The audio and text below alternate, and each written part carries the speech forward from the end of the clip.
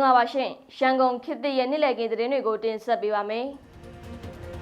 မဖားသားနဲ့အစိုးရအမျိုးသားရေးလှုပ်ရှားမှုတွေနဲ့အတွဲညီတိုင်းပြည်ဖြတ်ခဲ့ကြတဲ့မင်းအောင်လှိုင်နဲ့ခင်ရဲတပည့်စစ်ထောက်လမ်းရေးဗိုလ်ကြီးအောင်တန့်စင်ကျော်ကကြမ်းဖို့ရန်ကုန်တိုင်းလွှတ်တော်အမတ်လောင်းဖြစ်လာပါတယ်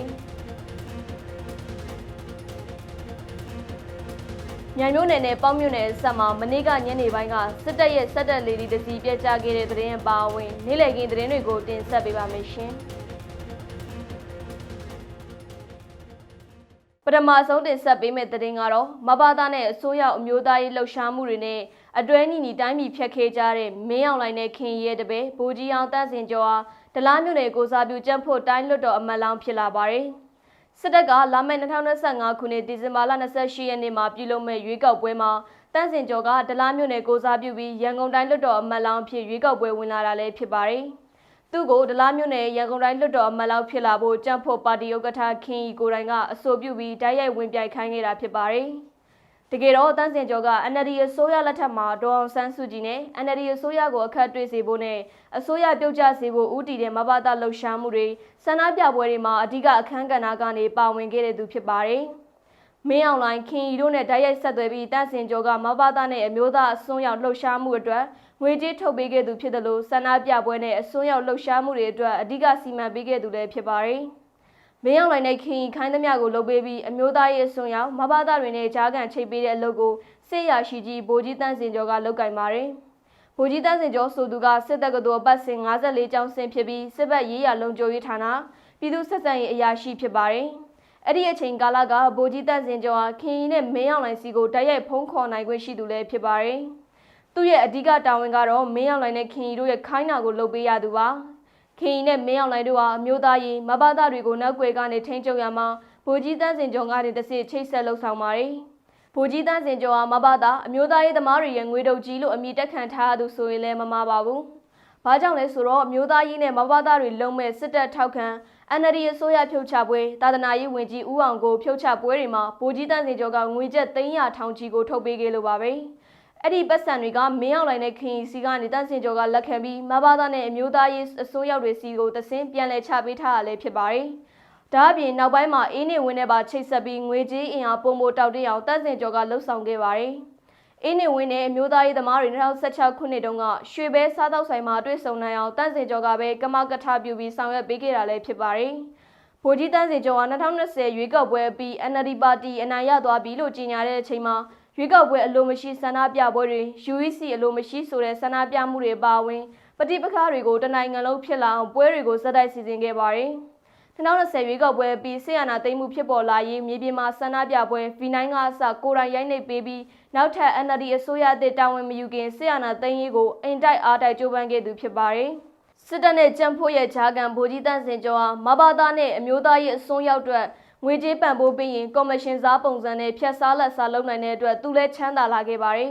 ။ဟိုတယ်တစ်လုံးနဲ့ KTV တစ်ခုပိုင်ဆိုင်တဲ့အထိကိုချမ်းသာလာတာပါ။လက်ရှိမင်္ဂလာတုံအမြောက်တက်ဝင်းထဲမှာရှိတဲ့ကန်တင်းမှာရွှေနန်းတော်ဆိုတဲ့စားသောက်ဆိုင်ကိုဖွင့်ထားပြီးအဲ့ဒီတက်ဝင်းအတွင်းမှာနေထိုင်ပါတယ်။ဒါအပြင်ရွှေပေါက်ကံမှာလည်းသူအိမ်ဝယ်ထားပြီးရွှေပေါက်ကံပန်းကျန်နာမှာအုပ်ချုပ်ရေးမှုဦးနိုင်နဲ့ပူးပေါင်းပြီးမြေကွက်တွေအကွက်ရိုက်ရောင်းချမှုတွေလုပ်ခဲ့ပါသေးတယ်။နောက်ထပ်သူ့ရဲ့စီးပွားရေးကတော့ပြည်ဦးလွင်မှာတီဟာဗလားဆိုတဲ့ဟိုတယ်နဲ့လာရှိုးမှာဆွဲ KTV and bar ဆိုတဲ့ဆိုင်တွေကိုတန့်စင်ကျော်ကပိုင်ဆိုင်ပါတယ်။တန့်စင်ကျော်ကဆန္ဒပြပွဲတပိတ်တွေချထားပေးမှုကရခဲ့တဲ့ငွေကြေးတွေကိုသူညမဖြစ်သူဖြိုးကျော်စီကိုအမြဲအနှံ့ထားလေးရှိတဲ့ပြင်လာရှိုးက KTV ကိုတော့သူ့ရဲ့ညီဖြစ်သူအလက်ကောင်တီဟာနဲ့လွှဲအပ်ထားပြီးပြည်ဦးလွင်ကတီဟာဗလားဟိုတယ်ကိုတော့သူ့ညီအငယ်ကောင်စီသူကျော်ကိုလွှဲအပ်ထားပါတယ်။တန့်စင်ကျော်ကိုယ်တိုင်ကတော့အခုလက်ရှိရွှေပေါက်ကံပန်းကျန်နာမှာမြေကွက်တွေအကွက်ရိုက်ရောင်းစားနေပါတယ်။မဘာသာအမျိုးသားရဲ့ဆုံးရောက်ဝါဒတွေနဲ့တိုင်းပြည်ဖြတ်စည်းခဲ့သူတွေထဲမှာတန့်စင်ကျော်ဟာစစ်တပ်နဲ့မဘာသာလေပတ်နေတဲ့ရန်တရားရဲ့အစိပ်ပိုင်းကြီးတစ်ခုအဖြစ်ပါဝင်နေတဲ့ပြင်လက်ရှိမှာလည်းပြူစောတီသွေးတောက်စတဲ့လူတက်တဲ့အဖွဲ့တွေကိုဆက်လက်ထောက်ပံ့ကူညီပေးနေရလဲဖြစ်ပါတယ်ရှင်။မကွေးတိုင်းဘက်ကသတင်းကိုကြည့်အောင်ပါ။မကွေးတိုင်းမြိုင်မြို့နယ်နဲ့ပေါင်းမြို့နယ်ဆက်မှာမနေ့ကညပိုင်းကအကြမ်းဖက်စစ်တပ်ရဲ့စစ်တပ်လေဒီတစီကိုပစ်ချခဲ့တယ်လို့မြိုင်ဘက်ကဖကထုတ်ပြန်ထားပါတယ်။နိုဝင်ဘာလ22ရက်နေ့ညနေ4:45မိနစ်လောက်မှာအကြမ်းဖက်စစ်တပ်ရဲ့ပခုတ်ကူတပ်မ101ကနေတက်လာတဲ့စစ်တပ်လေဒီတစီကိုမြိုင်မြို့နယ်ဘက်ကဖပေါင်းမြို့နယ်ဘက်ကဖနဲ့ MGY PDF စုပေါင်းတပ်တွေကပူးပေါင်းပြီးပစ်ချခဲ့လို့ပြက်ကျသွားတယ်လို့ဆိုပါတယ်။ အဲ့ဒီပြက်ကျသွားတဲ့ဆက်တက်လေဒီပေါ်လိုက်ပါလာတဲ့အကြမ်းဖက်စစ်သားတွေတေဆုံးတာရှိမရှိကိုတော့အတည်ပြုနိုင်တာမရှိသေးဘူးလို့သိရပါတယ်။အဲ့ဒီဆက်တက်လေဒီပြက်ကျသွားတဲ့နေရာကိုတော်လိုင်းရဲဘော်တွေကနေမြေရှင်းလင်းလုပ်နေတယ်လို့လည်းသိရပါတယ်။အဲ့ဒီလိုမျိုးပဲနိုဝင်ဘာလ6 ရက်နေ့ကလည်းဖြူးမြို့နယ်မကြီးကုန်းတောင်ရွာကိုဘုံကျဲတိုက်ပြီးပြန်လာတဲ့အကြမ်းဖက်စစ်တပ်ရဲ့ဂျန်ဟယ်လီကော်ပတာတစ်စီးကိုပြက်ကျခဲ့ပြီးစစ်သား2ဦးသေဆုံးခဲ့ပါသေးရဲ့ရှင်။ကရင်ပြည်နယ်ဘက်ကသတင်းကိုတင်ဆက်ပေးပါမယ်။ကရင်ပြည်နယ်မြဝတီမြို့နယ်ထိုင်းမြန်မာနယ်စပ်မှာကြားဖြတ်ငွေလိမ်လေကိုင်းတွေအခြေစိုက်တဲ့ရွှေကုတ်ကိုကြားမျိုးတစ်ကို KK ဖောက်လိုမျိုးဖောက်ခွဲဖျက်ဆီးဖို့မရှိဘူးလို့ BGF ပြောခွင့်ရနိုင်မောင်စောကနိုဝင်ဘာလ20 ရက်နေ့ကထိုင်းမီဒီယာတွေနဲ့တွေ့ဆုံချိန်မှာအခုလိုပြောဆိုလိုက်တာပါ။ BGF နိုင်မောင်စောပြောတာကတော့ရွှေကုတ်ကိုကကြတော့တရားဝင်မြို့လည်းဖြစ်တဲ့အပြင်လက်ရှိက MIC ဖြတ်ထားပြီးတော့မှလူနေအဆောက်အုံတွေဆောက်လုပ်ဖို့ကြားထားပြီးသားနေရာဖြစ်တာကြောင့် KK ဖောက်နဲ့ကမတူတာတွေတော့ရှိတယ်လို့ပြောပါတယ်။အကြမ်းဖက်စစ်တပ်ကကြားဖြတ်တိုက်ဖြတ်ရေးဆိုပြီး KK ဖောက်အတွင်းကအဆောက်အုံတွေကိုဖြိုချဖျက်သိမ်းခဲ့ပြီးအဆောက်အုံ635လုံးရှိတဲ့တဲကနိုဝင်ဘာလ21 ရက်နေ့အထိအဆောက်အုံ196လုံးဖြိုချဖျက်ဆီးခဲ့တဲ့အပြင်ကြန့်ရှိနေသေးတဲ့ KK ဖောက်တွေကအဆောက်အုံတွေကိုဆက်လက်ဖြိုချဖျက်ဆီးနေတယ်လို့စစ်တပ်ကသတင်းထုတ်ပြန်ထားပါတယ်။စစ်တပ်ကရွှေကုတ်ကိုနယ်မြေအတွင်းနိုဝင်ဘာလ18 ရက်နေ့ကနယ်မြေရှင်းလင်းစတင်ဆောင်ရွက်ခဲ့ပြီးရွှေကုတ်ကိုနယ်မြေရှင်းရုံးလီတွင်းတွေက12ထပ်အဆောက်အုံ3လုံးနဲ့9ထပ်အဆောက်အုံ3လုံးတို့ကိုရှာဖွေစစ်ဆေးခဲ့ရာကနေအွန်လိုင်းလိမ်လည်မှုနဲ့လောင်ကစားမှုလုပ်ငန်းတွေလုပ်ကိုင်နေတဲ့သူတွေကိုမတွေ့ရှိရဘဲဝင်းအတွင်းမှာရှိတဲ့ကိုတောင်တဲကနေစတာလင်ဘန်100လုံးနဲ့ရော်ဒါ20လုံးတို့ကိုစစ်ဆေးတွေ့ရှိခဲ့ပြီးဖော်ထုတ်ရှင်းလင်းတာတွေကိုဆက်လက်ဆောင်ရွက်နေရလို့သိရပါတယ်။ဒါအပြင်ထိုင်းနိုင်ငံအပါအဝင်အိန္ဒိယနိုင်ငံတချို့ကိုတဆင့်ခံဖျက်ဆီးပြီးရွှေကုတ်ကိုနေမြေထဲမှာအွန်လိုင်းလိမ်လည်မှုနဲ့လောင်ကစားမှုတွေကိုကျူးလွန်ခဲ့ကထွက်ပြေးတိမ်းရှောင်ပုံအောင်နေထိုင်နေကြတဲ့တရုတ်နိုင်ငံသား116ယောက်၊ဗီယက်နမ်နိုင်ငံသား36ယောက်၊ကင်ညာနိုင်ငံသား14ယောက်၊အီသီယိုးပီးယားနိုင်ငံသား85ယောက်၊တောင်အာဖရိကနိုင်ငံသား10ယောက်၊အင်ဒိုနီးရှားနိုင်ငံသား23ယောက်၊ယူဂန်ဒါနိုင်ငံသား29ယောက်၊ဇင်ဘာဘွေနိုင်ငံသား1ယောက်၊ဖိလစ်ပင်းနိုင်ငံသား14ယောက်၊ပါကစ္စတန်နိုင်ငံသား3ယောက်၊ဘင်္ဂလားဒေ့ရှ်နိုင်ငံသား1ယောက်၊လိုက်ဘေးရီးယားနိုင်ငံသား1ယောက်၊နိုင်ဂျီးရီးယားနိုင်ငံသား2ယောက်၊မော်ရိုကိုနိုင်ငံသား1ယောက်၊မာလဝီနိုင်ငံသား1ယောက်၊ကင်မရွန်းနိုင်ငံသား6ယောက်၊မွန်ဂိုလီးယားနိုင်ငံသား1ယောက်နဲ့ထိုင်ဝမ်တရုတ်တိုင်ပေက1ယောက်စုစုပေါင်း351ယောက်တို့ကိုမနေ့ကထပ်မံစစ်ဆေးဖော်ထုတ်ဖမ်းဆီးထိန်းသိမ်းနိုင်ခဲ့တယ်လို့လည်းသိရပါတယ်။ဒါကြောင့်ရွှေကုတ်ကိုနယ်မြေအတွင်းစုစုပေါင်းဖော်ထုတ်ရှင်းလင်းမှုတွေအရနိုဝင်ဘာလ18 ရက်နေ့ကနေမနေ့ကအထိနိုင်ငံခြားသား1369ယောက်နဲ့အွန်လိုင်းလိမ်လည်လောင်းကစားမှုကျူးလွန်ရာမှာအသုံးပြုတဲ့ကွန်ပျူတာ2653လုံး၊မိုဘိုင်းဖုန်း21950လုံး၊စတာလင်ဘန်100လုံး၊ရော်ဒါ20လုံးတို့ကိုသိမ်းဆည်းရရှိခဲ့လို့စစ်တပ်ရဲ့သတင်းထုတ်ပြန်ချက်အရသိရပါတယ်ရှင်။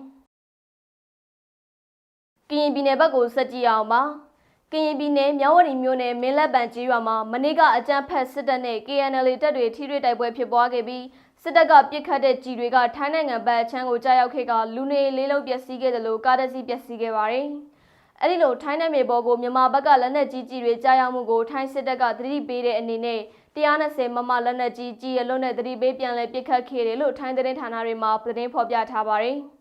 မနေ့ကနိုဝင်ဘာလ22 ရက်နေ့မနက်ပိုင်းမြဝတီမြို့နယ်မင်းလက်ပံကြီးရွာမှာရှိတဲ့ကြားဖြတ်ခြံဝင်းအတွင်းမှာတပ်ဆွဲထားတဲ့အကြမ်းဖက်စစ်တပ်လက်အောက်ခံ DKBA ဘိုးစောဆန်းအောင်နဲ့အဖွဲ့က81မမ60မမစနိုက်ပါတို့နဲ့ပစ်ခတ်ခဲ့တာကထိုင်းနိုင်ငံမဲဆောက်ခရိုင်ထဲမှာရှိတဲ့ကျေးရွာတွေပေါ်ကိုကြားရောက်ပောက်ကွဲခဲ့ပြီးလူနေလေးလုံးနဲ့မော်တော်ယာဉ်တစ်စီးပျက်စီးခဲ့ကလူထိခိုက်ဒေဆုံးမှုမရှိခဲ့ဘူးလို့သိရပါတယ်။ဒါအပြင်စစ်တပ်နဲ့ KNL တပ်တွေကြားမှာလည်းပစ်ခတ်မှုတွေဖြစ်ပေါ်ခဲ့ပြီးထိုင်းဘက်ကိုလက်နက်ကြီးတွေကြားရောက်တာကြောင့်ထိုင်းတော်ဝင်စစ်တပ်ကဒေသနေပြည်သူတွေကိုအရေးပေါ်ရွှေ့ပြောင်းပေးခဲ့ရတယ်လို့လည်းသိရပါတယ်။အဲ့ဒီအပြင်ပြီးခဲ့တဲ့နိုဝင်ဘာလ21 ရက်နေ့ကမြဝတီမြို့နယ်မင်းလက်ပံကျေးရွာနဲ့အင်ကျင်းမြိုင်ကျေးရွာတို့ဘက်မှာDKBA လက်အောက်ခံကြားဖြတ်ရုံဆောင်စစ်သားတွေနဲ့ KNL 32ဗျူဟာစစ်ကြောင်းတို့ကြားမှာတိုက်ပွဲဖြစ်ပွားခဲ့ပြီး DKBA စစ်သားအယောက်20နဲ့အတူလက်နက်ခဲယမ်းတွေကို KNL ကခေါ်ဆောင်သိမ်းဆည်းသွားပါတယ်။မြဝတီမြို့နယ်မင်းလက်ပံကျေးရွာမှာထိတွေ့တိုက်ပွဲတွေကြောင့်အဲ့ဒီကျေးရွာကပြည်သူ300ကျော်မှထိုင်းမြန်မာနယ်စပ်တောင်ရင်မြစ်ကမ်းဘေးကိုထွက်ပြေးတိမ်းရှောင်ခဲ့ရပါတယ်ရှင်။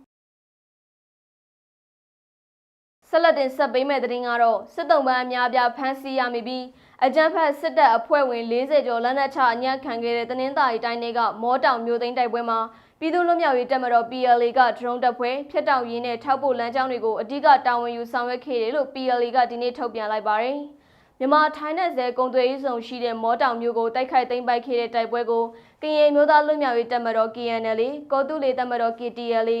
ဗမာပြည်သူလွတ်မြောက်ရေးတပ်မတော် PPL တနင်္သာရီတိုင်းပကဖမဟာမိတ်တပ်ဖွဲ့တွေနဲ့အတူပြည်သူလွတ်မြောက်ရေးတပ်မတော် PLA ကနိုဝင်ဘာလ10 ရက်နေ့မှာစတင်ထိုးစစ်ဆင်တိုက်ခိုက်ခဲ့တာဖြစ်ပါတယ်။မော်တောင်မြို့သိမ်းတိုက်ပွဲ4 ရက်ကြာခဲ့ပြီးတဲ့နောက်တော်လိုင်းအင်အားစုတွေကမြို့ကိုသိမ်းပိုက်တိုက်ခိုက်နိုင်ခဲ့က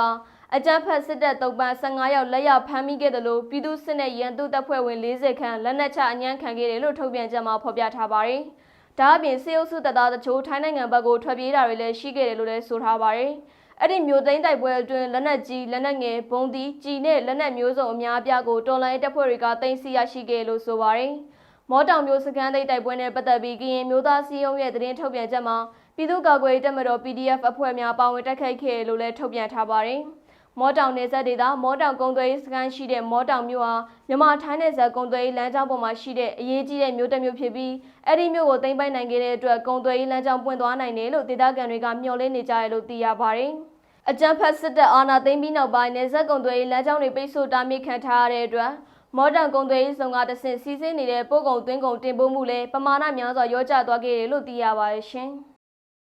။မန္တလေးတိုင်းဘက်ကိုကြည့်အောင်ပါ။မန္တလေးတိုင်းတောင်သာမြို့နယ်ညောင်တိုရွာကိုအကြမ်းဖက်စစ်တပ်ကမီးရှို့ဖျက်ဆီးခဲ့တာကြောင့်အသက်အရွယ်ကြီးရင့်နေတဲ့ဖုန်ကြီးတစ်ပါးမီးလောင်သေဆုံးပြီးနေ90ခန့်ပြကျခဲ့တယ်လို့ဒေသခံပြည်သူတွေကရန်ကုန်ခေတ်သစ်ကိုပြောပါရယ်။ပြီးခဲ့တဲ့နိုဝင်ဘာလ21ရက်နေ့မနက်8 နာရီခန့်ကနေစတင်ပြီးတောင်သာမြို့နယ်ညောင်တိုရွာကိုအကြမ်းဖက်စစ်တပ်ကတနက်တွေပစ်ဖောက်ကဝင်ရောက်စီးနင်းခဲ့ပြီးတဲ့နောက်နေအိမ်တွေကိုမီးရှို့ဖျက်ဆီးချိန်မှာကြီးရွာအတွင်းကထွက်ပြေးမတိမ်းရှောင်နိုင်တဲ့အသက်အရွယ်ကြီးရင့်နေတဲ့ဖုန်ကြီးတစ်ပါးမီးလောင်သေဆုံးက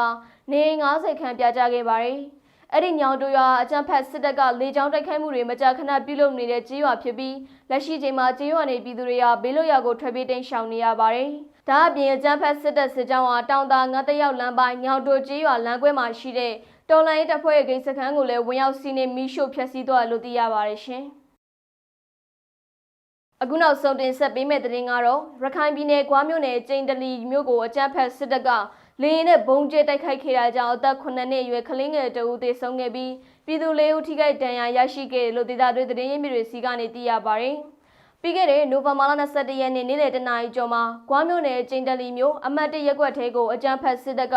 ဂျက်ဖိုက်တာနဲ့ဘုံနှလုံးကျဲချတိုက်ခိုက်ခဲ့တာကြောင့်အသက်9နှစ်အရွယ်မောင်ချမ်းဖုံးသက်သေဆုံးခဲ့ပြီးနေအိမ်လေးလုံးလည်းပျက်စီးခဲ့ပါတယ်။အဲ့ဒီလေကြောင်းတိုက်ခိုက်မှုအတွင်းမှာအသက်30နှစ်အရွယ်ဦးမြတ်သူရဆိုအသက်40အရွယ်ဦးငင်းချမ်းကျော်အသက်65နှစ်အရွယ်တော်မြင့်မြတ်ဆိုနဲ့အမည်မသိပြည်သူတို့လည်းထိခိုက်ဒဏ်ရာရရှိခဲ့ကအရေးပေါ်ဆေးကုသမှုခံယူနေရတယ်လို့သိရပါတယ်။အဲ့ဒီလိုမျိုးပဲမနေ့ကနိုဝင်ဘာလ22ရက်နေ့နေ့လယ်2နာရီကျော်မှာတတဦးလက်တက်ကနေတက်လာတဲ့အကြမ်းဖက်စစ်တပ်ရဲ့ဂျက်ဖိုက်တာတစ်စီးကချင်းပြည်နယ်မင်းတပ်မြို့အနောက်ချမ်းတနေရာကိုလေကြောင်းတိုက်ခိုက်မှု3ကြိမ်ပြုလုပ်သွားတဲ့အတွင်းမှာပြည်သူတွေထိခိုက်မှုမရှိဘူးလို့မင်းတပ်မြို့နယ်ပြည်သူ့အုပ်ချုပ်ရေးအဖွဲ့ပြောခွင့်ရစမိုင်းရောင်မန်းကရန်ကုန်ခေတ်သစ်ကိုပြောပါရရှင်။ဒါကတော့ရန်ကုန်ခေတ်သစ်ရဲ့နေ့လည်ခင်းသတင်းတွေကိုတင်ဆက်ပေးခဲ့တာပါ။ကြည့်ရှုပေးခဲ့ကြတဲ့အတွက်ကျေးဇူးတင်ပါတယ်ရှင်။ကျွန်မကတော့ရှားပါ။